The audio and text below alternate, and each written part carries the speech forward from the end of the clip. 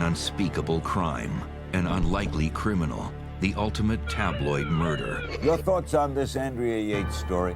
It's a horror. This was the very definition of Madonna and child turned upside down.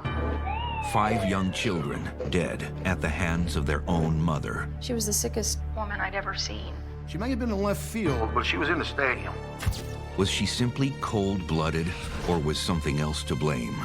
If you commit a crime and are found not guilty by reason of insanity, and it's a very horrendous crime, you will probably never leave a Texas prison. It was a terrible personal tragedy that became a white-hot media spectacle. She drowned her kids because she didn't want them to go to hell. Captivating and horrifying viewers from coast to coast. Did he know that his wife would be a danger to those 5 children? She did not show remorse. She did not show regret. She believed that she had arranged for her children to go to heaven. The murder case that shocked the nation and cast a harsh new light on the very nature of motherhood. I view her as a victim. I don't view her as a criminal. The state of Texas versus Andrea Yates, next.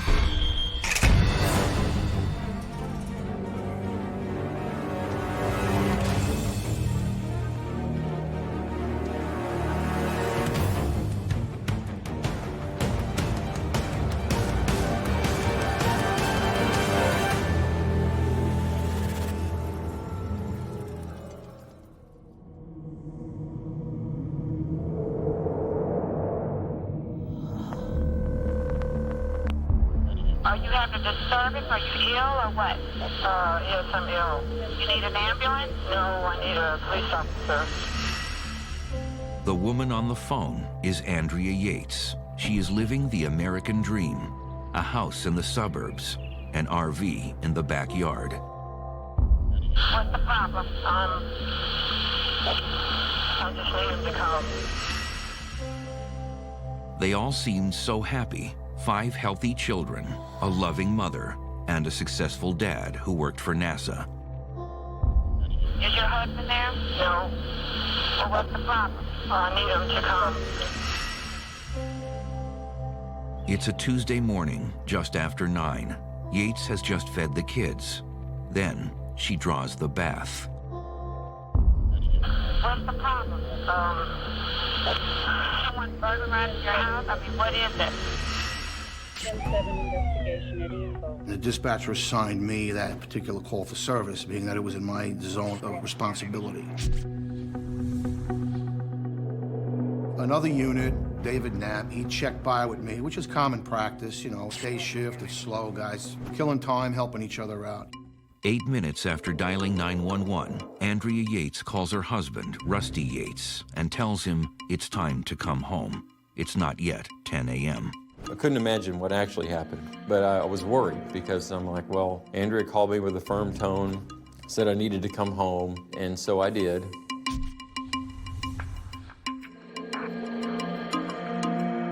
I moved into the house, and David approached me right at the hallway, and I said, what's going on? And he looked at me, and he said, it's a homicide. So I looked to my right and down, and there was Yates. She was sitting on a couch. She was just sitting there. She never looked at me. I walked into the room, and I was expecting to find a man on the floor, a body. And I was looking around, saying, what? And I seen this little tiny head. And it was looking right at me. And the little head was about maybe 10 or 15 feet from me at the edge of the bed. And I said, what in the world? And I thought it was a doll. And I walked over to that little tiny head, and I touched it right here, put my finger on it. And I said, what in the heck? And I picked up the blanket, and there was that little tiny body. It was a human being. I said, oh my, and I picked up and as I continued to pick up the blanket, was one body after another. 1, 2, 3, 4. I walked back down the hallway, made a right turn into the bathroom, and there I found the oldest one floating face down in the tub. A devout Christian, dedicated to having as many children as God would allow, Andrea Yates had methodically drowned her own kids, one by one, in the family tub. We didn't know what to do. We just looked at each other, and there was this moment in time where all the training, you know, all the scenes that you have made, Everything that you have been taught and learned and instinct went right out the window. Police were there in my yard. I wanted to go inside. They wouldn't let me inside. They told me what happened. And, you know, I remember laying in the grass and just bawling. And the husband showed up, and he started screaming, "Andrea, you finally did it. Andrea, you really did it." She just sat there and just stared at the door with this blank look on her face. It was just like void of anything. But everybody was affected. And anyone that says they weren't, they're not telling the truth. The story spread like wildfire. Reporters and first responders swarmed the area. Frank Stumpo was assigned to take Andrea Yates to jail. The news media were there in mass. They were there, 50, 60, 70 people. How a woman could wipe out 5 of her kids, wipe out her whole family, and become a star. And that's what she was. And I told her that. I says, "Now you're a celebrity." And I brought her into the homicide division, brought her upstairs, and that was it. A mother killing her own child is unthinkable. A mother killing all 5 of her children is completely unimaginable. How can we begin to comprehend the circumstances that brought Andrea Yates to that point? She was a perfectionist. She did very well in high school. I think she was valedictorian of her high school class. Grades were very important to her. Being a good daughter was very important to her. She went to nursing school and went to a very prestigious nursing school in Texas, did very well in nursing school, and then married and started having children, and her goal was to be a wonderful mother. They met in 1989. They were both 25. 4 years later, they married. Almost immediately, Andrea was pregnant. I think the thing that surprised us was how fast that happened. She used to joke, I mean, she wouldn't like me to say this, but she called herself Fertile Myrtle. That's what she'd say, because it seemed like yeah, it wasn't hard. They would give each child a biblical name. I know that Rusty knew and believed that, you know, we'll have as many kids as God will permit. The Yates family was very religious. From the religion standpoint, I would say we're both pretty conservative. Rusty had been serious about religion since college. He introduced Andrea to the unconventional preachings of a man named Michael Wernicke. And his family traveled around the country, or certainly around Texas, in a bus, proselytizing, I think mostly on college campuses. Yelled at female students that they were all going to hell because they were studying and learning in a material world when they should be out there reproducing. The dilemma with his message, as I understand it, is that if you think you're saved, if you think you're a Christian, if you think you're going to heaven, then that proves you're going to hell, because that's prideful and only God knows who's going to heaven. You sort of got painted into a corner in that way of thinking. By 1996, the Yates had 2 children, Noah and John, and a short-term job opportunity in Florida. Rusty opted not to be burdened by owning another house. Going into an RV was kind of more of an experiment for us, and so what we did is we rented our house that we had here and bought a 38-foot travel trailer and pulled it to Florida and lived at a campground in Florida during the course of that assignment. At the time, Andrea was again pregnant. She miscarried just after the move. In 1997, the Yates returned to Houston, where their 3rd son is born. In 1998, they trade in the RV for a renovated 350-square-foot bus, a bus they bought from Michael Wernicke. Baby number 4 arrives a few months later. I went on the bus. It was a bus, it was small, and there was a trap door that lifted up, and you'd look down in the luggage compartment and there were pallets on the floor where the children slept. Mrs. Yates was overwhelmed.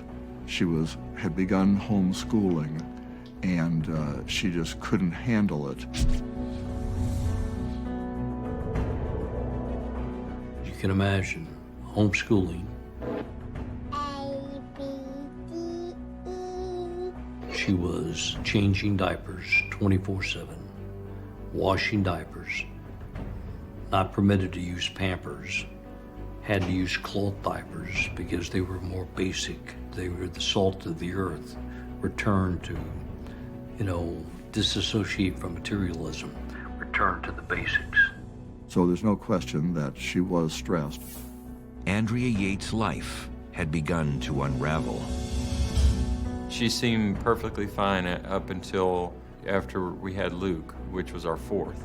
After her fourth child was born, she actually struggled with the thought of killing her child, and she made a suicide attempt rather than risk harming her child. And there was one psychiatrist who saw her who told her and Rusty, don't have any more children. You need to stop. Here we are on our way home. What does that say, boys? It says, congratulations, Rusty and Andrea, it's a boy. That's so cute. Giving us a little welcome home. Yeah. Just a year later, the Yates were expecting their fifth child.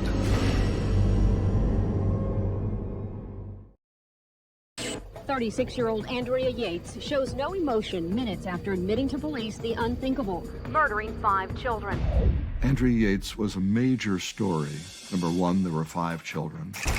Number two, Rusty Yates was very forthcoming with the press and was very willing to speak. What happened was just, incomprehensible. So a confluence of various factors came together to make that not only a national case, but an international case.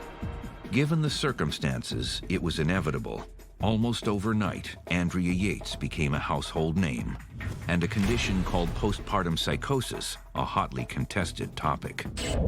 It's not the same as the baby blues, which are very common. Postpartum psychosis is only about 1 case in 1,000 births. Often, a woman is very psychotic, hallucinations, delusions, confused, usually so severe it requires hospitalization. On June 20th, 2001, Andrea Yates called police to her home, showed them the bodies of her drowned children, Noah 7, John 5, Paul 3, Luke 2, and Mary 6 months. I had no idea what was going on. I didn't know anything about mental illness or postpartum depression or psychosis or anything. If you have more and more children, the risk that you're going to have more of these episodes is higher. And with the psychotic episodes, they tend to get worse.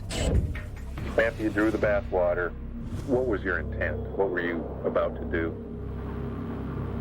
Drown the children. Andrea Yates never denied that she killed her children, but was she cold-blooded or desperately ill? By all accounts, she was a devoted mother, but her defense doctors say she became more desperate and secretive with each pregnancy.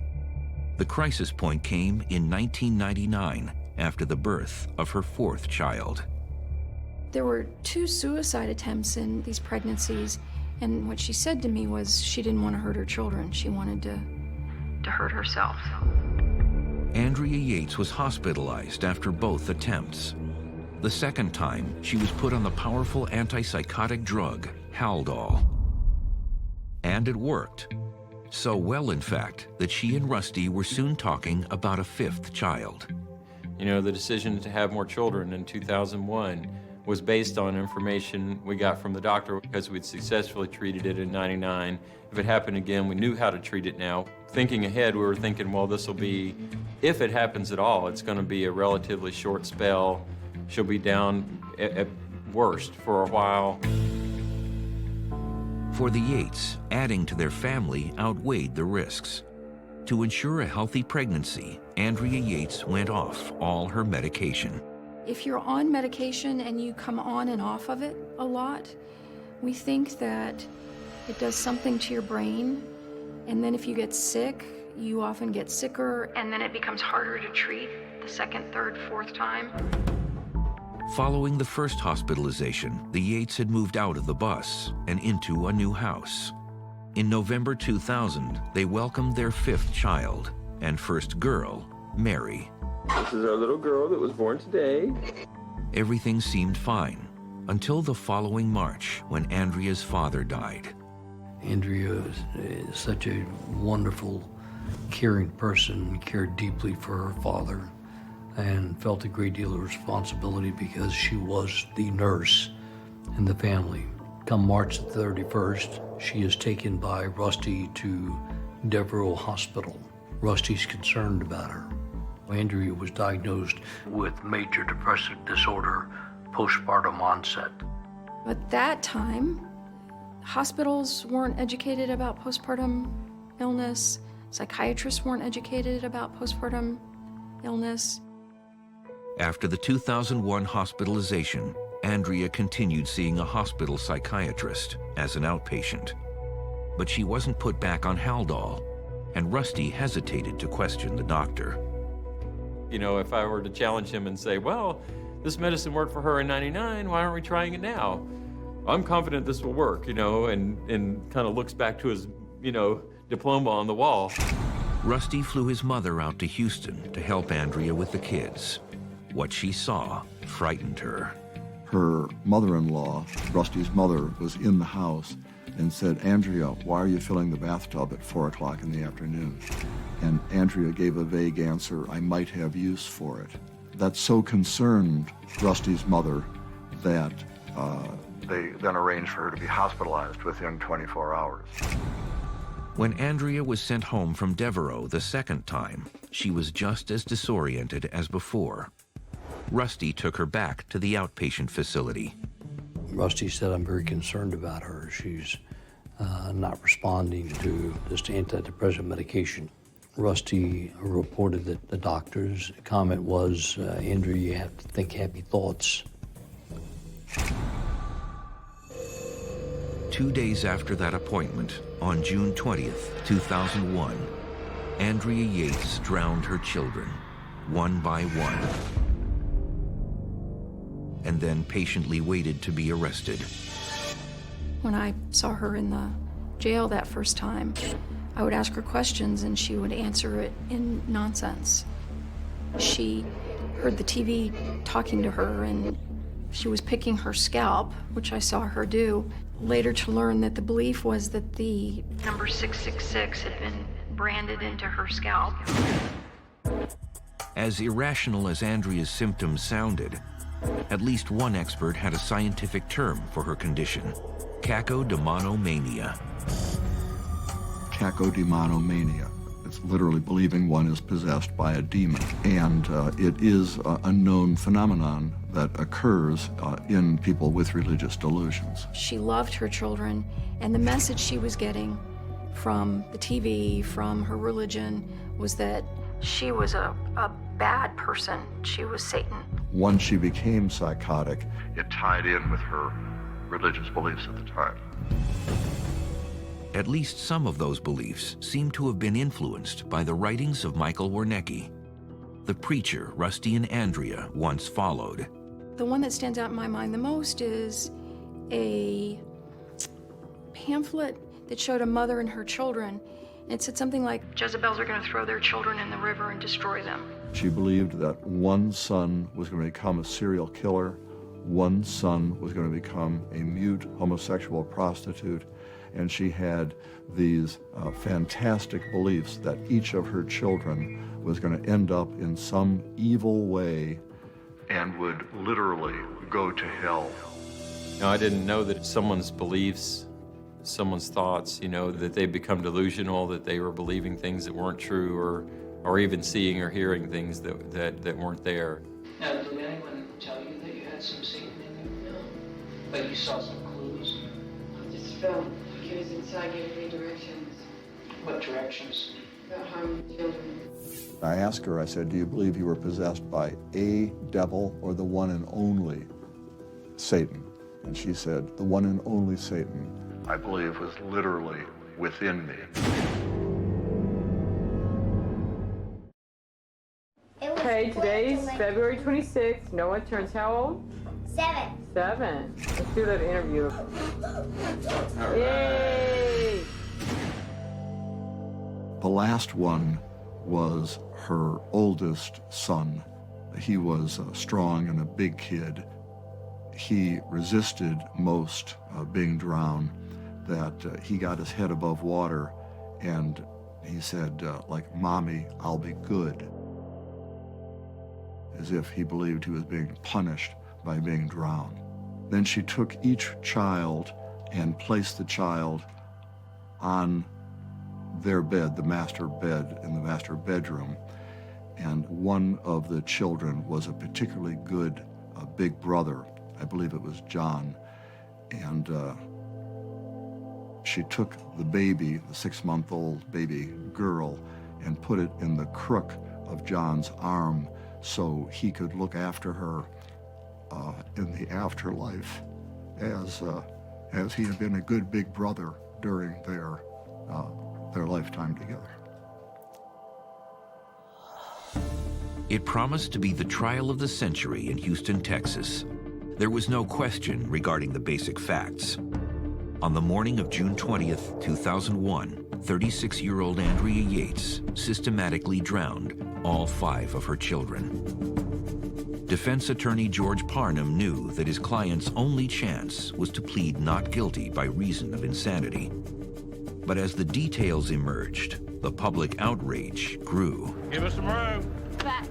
Move back. The public opinion about Andrea obviously was negative, to say the very least. People did not understand the issue of mental illness. Overwhelmingly, the people were very harsh in their assessment.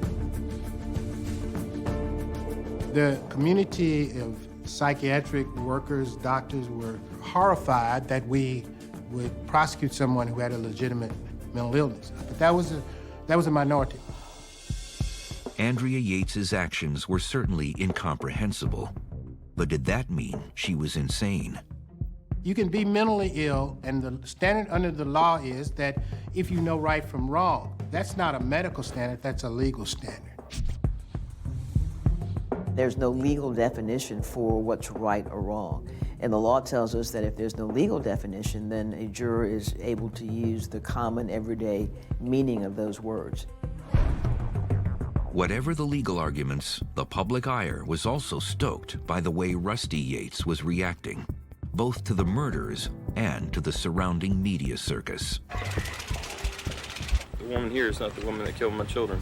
She obviously wasn't herself, and I think that'll come out, you know. I'm just completely surprised that people think that, well, because I defend Andrea as being a wonderful mother, that she shouldn't be punished, that somehow, you know, I'm condoning her actions. You know, her actions were almost indescribably devastating to me and my family. He took it upon himself like it was like some kind of badge of honor, and he was on TV giving interviews and all kinds of stuff, which was macabre. And then at the funeral, he actually had a slideshow of his kids. The funeral took place 1 week after the murders and sealed the public's view of Rusty Yates. And I think people want to assign blame. How did this happen? Why did this happen? Who's at fault? And if you believe that Andrea Yates was mentally ill, then you say, okay, well, it wasn't her fault. She was sick. It must be Rusty's fault. I think what turns people off is that he smiled a lot. He didn't show the kind of emotion that was expected. And once he was kind of typecast as not showing enough emotion, no matter how much he showed after that, that's how he was viewed. Rusty's demeanor so incensed the Houston community that some people believed he was complicit in the murders. The Harris County District Attorney's Office received so many inquiries about whether he was also liable for the deaths of these children. And if you talk to people on the street, there are a lot of people that will express that idea to you. Did I do everything that I could and knew to do to help Andrea and protect our children? And I'd say that's the case. I mean, I really didn't know much of what else to do. I mean, she was sick. We went to the doctor. You know, we followed the doctor's orders. No one ever said to him, you know, your children might die because of your wife's illness. Nobody said, you know, the risk is with postpartum psychosis that the children are in danger. I personally did not see Rusty as such a bad guy. I think he cared deeply for his wife. He cared deeply for his children. In the end, the Rusty Yates controversy was simply a sideshow. His wife was the main event. and the state was going to try the case to the fullest extent of the law, seeking nothing less than the death penalty. She's going to say that Noah got his head up a couple of times and that she was able to push him down and control him and force him under that water until he lost control of his body.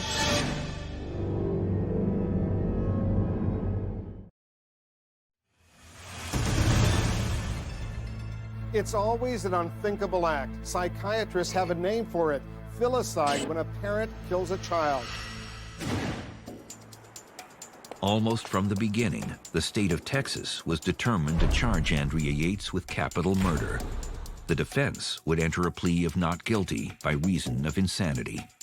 In my almost 16 years on the bench, the Andrea Yates case was the only one where that defense was actually asserted and litigated. It's a small number of persons who are found excused because their mental illness is so severe it causes them either not to know what they're doing or not to know the wrongfulness of what they are doing.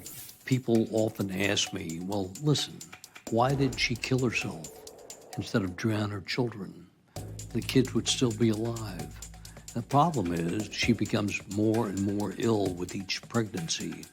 The sicker you become, the less alternatives are available to you. While awaiting trial, Andrea Yates was placed in the jail's medical facility and treated for psychosis. From the time of the tragedy to the time of the trial, she improved, to the point where she wasn't having hallucinations.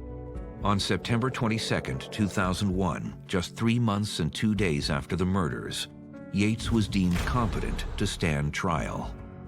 The prosecution planned to argue that Andrea's motive was to get back at her husband for perceived wrongs, like living in a bus, homeschooling, and the inconveniences of a simpler lifestyle. The defense knew better than to bring Rusty into the equation. Had I gone after Rusty, as people wanted me to do, then the jury could be told by the prosecutor in summation or at the end, she, in effect, by killing the kids, she was getting back at Rusty for the various things that he had done and would give her an ulterior motive. The trial began in February 2002. Both sides brought in preeminent psychiatrists to testify. Dr. Philip Resnick led for the defense. His counterpart was Dr. Park Dietz, renowned for testifying in the John Hinckley case. Dietz was also a consultant on the hit series Law & Order. On several points, the experts agreed. We both agreed that she had a severe mental disease when she drowned her children. We both agreed she believed she was doing what was in the best interest of the children. And we both agreed she knew what she was doing was against the law. Where we differed then was on whether, in spite of knowing it was against the law, she believed she was doing what was right for her children. The prosecution contended there was more method than madness. She said Satan was telling her this, and if you are a religious person and Satan is telling you to do something, you start out with the assumption that it's wrong, that it's bad conduct. So starting from that simple proposition, we knew that she knew that it was wrong, and she'd expressed that she knew it was wrong. So Dr. Dietz testified that Mrs. Yates knew it was wrong, not just against the law, but against society and against God. That's pretty powerful testimony. Dietz took it one step further and also presented a likely inspiration for Andrea Yates's actions. He testified that she had watched a Law & Order episode that week in which a woman, to be free of her responsibilities, drowned her children and got away with murder. The show we almost always watched was Law & Order. And the ones that she watched, I watched with her, And so I'd heard, about that testimony, and I'm like, I don't think that happened, But there was nothing solid to refute Dietz's testimony. And after 3 weeks of trial, the jury deliberated for just under 4 hours. The jury came back, and I knew when I saw that jury what that verdict was going to be. We, the jury, find the defendant, Andrea P. Yates, guilty of capital murder as charged in the indictment. I was devastated. Knowing how much Andrea loved our children and how much they loved her, and knowing that she would never have harmed them had she not been mentally ill, right? I view her, and I know it's hard for people to see this, but I view her as a victim. I don't view her as a criminal. In the punishment phase of the trial, the jury sided with the defense and rejected the death penalty. Andrea Yates was sentenced to life in prison. Yeah, I never thought about losing. I went back in the back with Andrea, and she said, what happens now? And I said, don't worry, Andrea, you'll be fine. You know, patted her on the knee, and then came back and heard the rumbles in the courtroom about this testimony, you know, the law and order testimony. The sentencing phase was barely over before questions arose about the Park Dietz testimony. Word was spreading that the Law and Order episode did not exist. Suddenly, the defense had new hope. We were at the office looking through the scripts on the internet, trying to come up with titles of shows that could have reflected that a Law and Order show existed about a woman who drowned kids, and couldn't find any. Never did find a script. Suzanne O'Malley, one of the reporters covering the case, had written episodes for Law and Order. She put Parnham in touch with the show's creator, Dick Wolf. And Dick Wolf said, oh, Mr. Parnham, I can guarantee you, I have great respect for Park Dietz, but no such show ever aired, nor had it ever been planned. Parnham immediately filed for a mistrial. The motion was denied. What does the Park Dietz testimony have to do with that? That had nothing to do with overturning this conviction. I mean, she got the idea from a TV show, and the TV show never existed, so you're gonna overturn the conviction of a person that kills 5 children? That's absurd.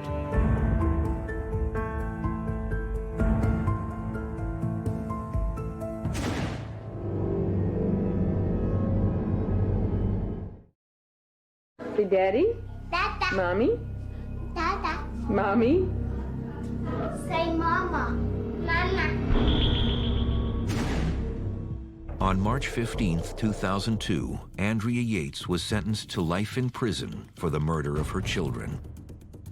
She was incarcerated at the Mountain View Unit, a state psychiatric prison. In a hospital it's called for the criminally insane, you are locked in with people who have committed violent crimes and they're mentally ill. They're not places you want to be. Naturally, the defense was gunning for a reversal of the verdict. Among the many points of argument was the questionable testimony given by Park Dietz, lead psychiatrist for the prosecution. There's never been an episode that has aired on Law and Order involving the topic that Park Dietz testified about. And we confronted Park Dietz with that, and he said he was mistaken.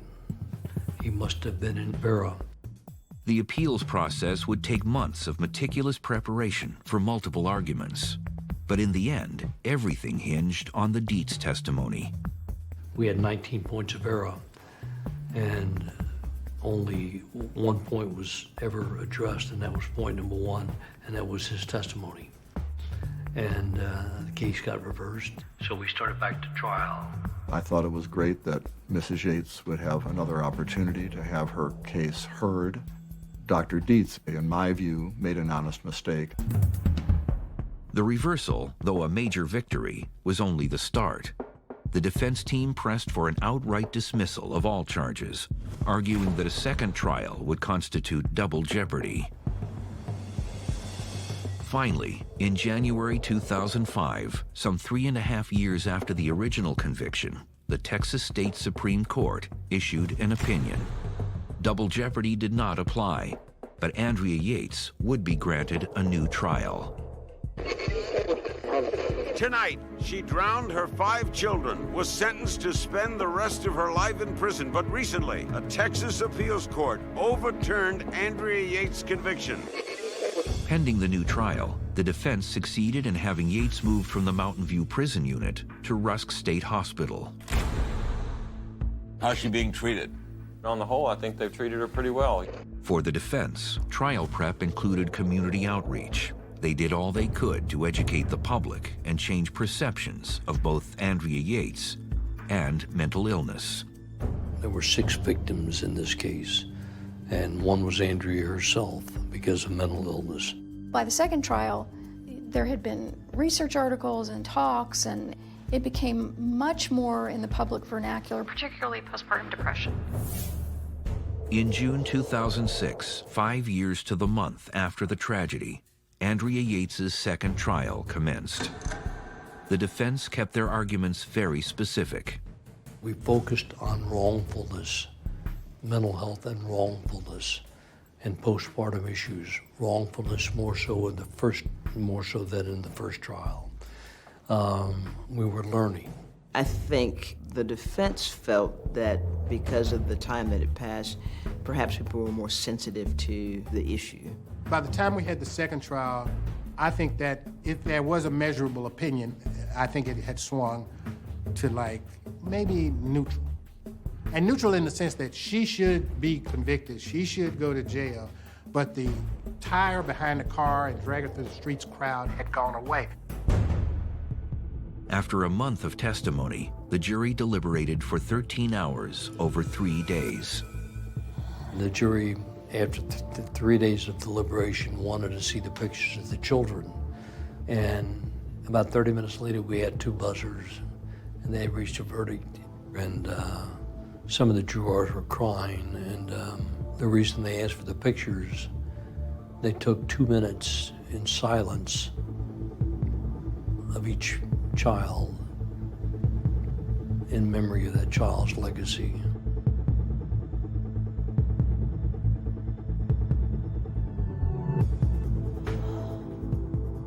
I thought that was probably the most powerful moment that I have experienced in the courtroom in 45 years of doing this.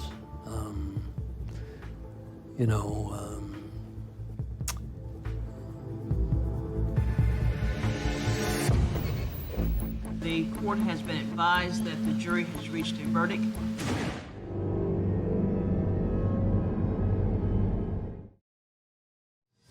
And now the jury must decide. Did Yates know right from wrong when she drowned her 5 children in the family's bathtub? All rise for the jury, please. The court has been advised that the jury has reached a verdict. We, the jury, find the defendant Andrea P.A. Yates not guilty by reason of insanity. Juror number 15? Yes. Juror number 37? Yes. Juror number 52? Yes.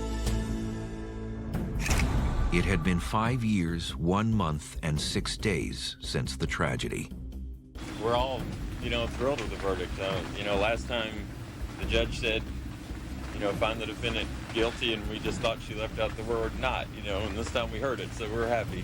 Andrea Yates was placed under the jurisdiction of the Department of State Health Services. She currently resides at Kerrville State Hospital.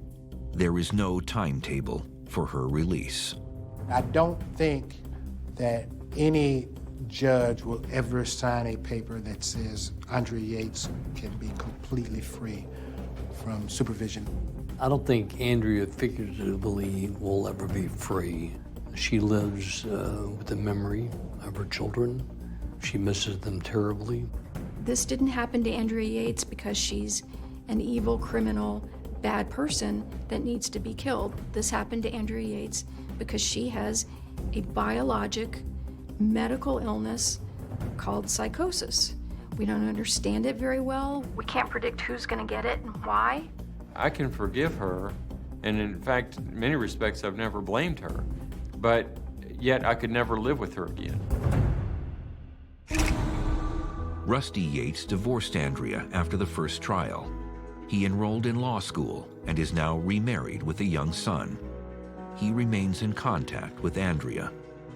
I could say that coming to a decision to divorce Andrea was a really difficult decision. And it took me probably more time than it should have, but I finally came to the understanding that there's a difference between forgiveness and consequences. I talk to her, Andrea, probably 4 times a week. I long ago crossed the line from professionalism to, personal involvement, and she's a daughter, basically, and that's the way I treat Andrea.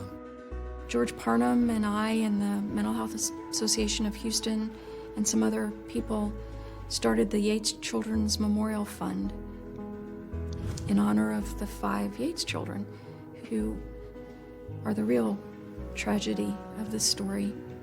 Ours was an extreme case, we lost our family, and Andrea was charged with capital murder, and it was a big case because she didn't get adequate mental health care treatment. So from that facet of my life, I'm doing my best to try to redirect and say, move in that direction to where I can help mentally ill people.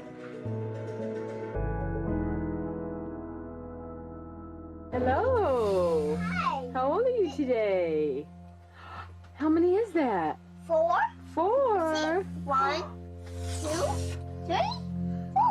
I think if we can take the Andrea Yates, the generic Andrea Yates, the whole story of her kids, and we can move forward in the area of mental health care, I think we will have accomplished a lot. Not everyone agrees. One of the things that I wanted to do is every June 20th, I wanted to send her a postcard of her kids, wherever she was. But I says, what does that solve? That doesn't do anything for me, and it certainly doesn't do anything for that woman. So I didn't do that. I wished I had a 3rd trial. I find her quite sympathetic, and not only do I think that she's not criminally responsible, but the fact that she has to live with what she's done and live childless and so forth, that's the tragedy in its own right. In the eyes of the state, Andrea Yates is now simply a patient. She is no longer considered a criminal. Only Andrea knows if she can ever forgive herself for her actions.